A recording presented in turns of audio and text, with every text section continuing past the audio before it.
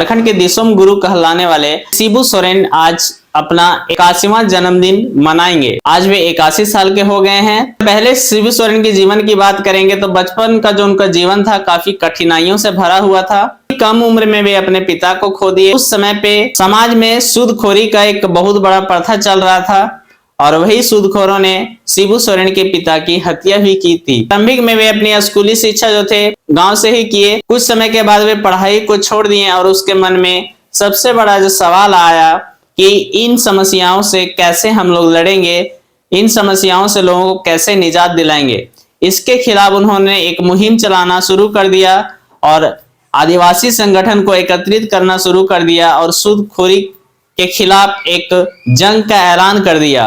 इसके बीच में उन्होंने पूंजीपतियों और सूदखोरी करने वाले लोगों को वे अपना दुश्मन बना लिए थे और एक समय ऐसा आया जब उनको बीच रास्ते में आने की बड़ाकर नदी के एक ब्रिज में कुछ गुंडे उनको घेर लिए और शिबू सोरेन को ऐसा लगा शायद अब बचना मुश्किल है, तो वे बाइक सही थी नदी में कूद गए। वहां पे लगा कि शायद अब शिबू सोरेन का बचना नामुमकिन है, लेकिन कुछ देर के बाद वे नदी के तट पर पहुंच गए और उसी समय से उसका नाम दिसोम गुरु पड़ गया। दिसोम गुरु का अर्थ होता है देश का गुरु। तो आज ही के दिन यानी कि 11 जनवरी 1944 को शिबू सोरेन का जन्म रामगढ़ जिले में पड़ता है। गोला प्रखंड के नेमरा गांव में हुआ था और अपने पिता को खोने के बाद शिबू सोरेन एक मुहिम चलाना शुरू कर दिए और उसी के बाद 1970 के दशक में वे राजनीति में कदम रखते हैं और वे एक आंदोलन भी शुरू करते हैं।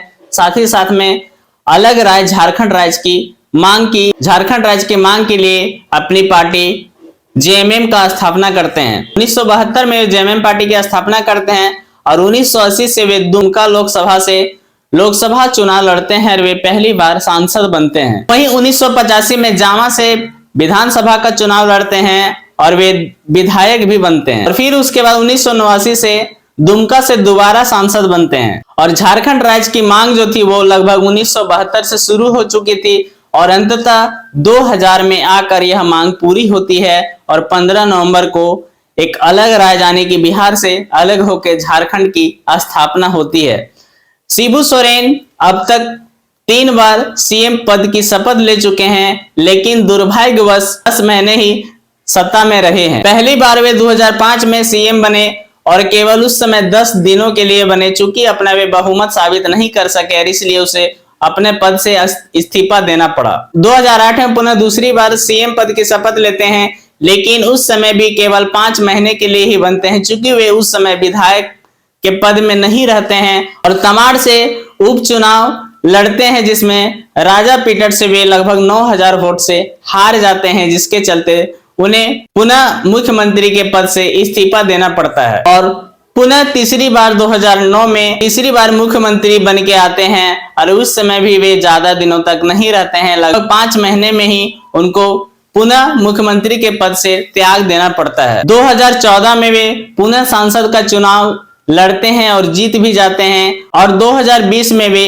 राज्यसभा सांसद भी बनते हैं। लेकिन शिबू सोरेन का जो संघर्ष था वे आज के समय में उनके परिवार वालों को इसका फल जरूर मिल रहा है। चूंकि इससे पहला विधानसभा चुनाव शिबू सोरेन 1969 में रामगढ़ से लड़ते हैं, लेकिन वे इस चुनाव को हार जाते हैं। लेकिन उस समय वे सीपीआई एमएल के टिकट से लड़ते हैं। बाद में अपने पार्टी का गठन करते हैं और उसका फल आज और पहले जो शिबू सोरेन का परिश्रम से जिस पार्टी को खड़ा किया उसका फल आज कहीं ना कहीं उसको और उसके परिवार वाले को मिल रहा है। आज शिबू सोरेन 81 साल के हो गए हैं, लेकिन उसका बेटा आज हेमंत सोरेन जो लगातार दूसरी बार सीएम पद की शपथ लिए, इस राजनीतिक कैरियर में आज उनको गर्व महसूस हो रहा होगा कि जो परिश्रम उन्होंने पहले किया आज उसका फल उसका परिणाम मिल रहा है। आज शिबू सोरेन से उनके जन्म दिवस पर उनको बधाई देने के लिए झारखंड के पूर्व सीएम रघुवर दास जो कल ही बीजेपी की सदस्यता दोबारा ग्रहण किए, जो झारखंड के पूर्व मुख्यमंत्री रह चुके हैं और इससे पहले उड़ीसा के राज्यपाल भी रह चुके हैं, अब दोबारा बीजेपी के साथ जुड़ के वे अपनी राजनीति में नियमित रूप से योगदान देने के लिए वे बीजेपी की सदस्यता को ग्रहण किए और आज वे शिबू सोरेन को जन्मदिन के अवसर पे उन्हें बधाई देने के लिए उनके घर भी पहुंचे और बहुत सारे लोग आज शिबू सोरेन को उनके घर बधाई देने के लिए पहुंच रहे हैं और शिबू सोरेन आज अपना 81वां जन्मदिन में 81 पाउंड के केक भी काट रहे हैं। तो चलिए, आई होप कि आज की यह जानकारी आपको अच्छी लगी होगी, तो लाइक कीजिएगा, हमारे चैनल नए तो फॉलो और सब्सक्राइब जरूर कर लीजिएगा। चलिए फिर मिलते हैं किसी अगली वीडियो में नई जानकारी के साथ, तब तक के लिए जय हिंद, वंदे मातरम।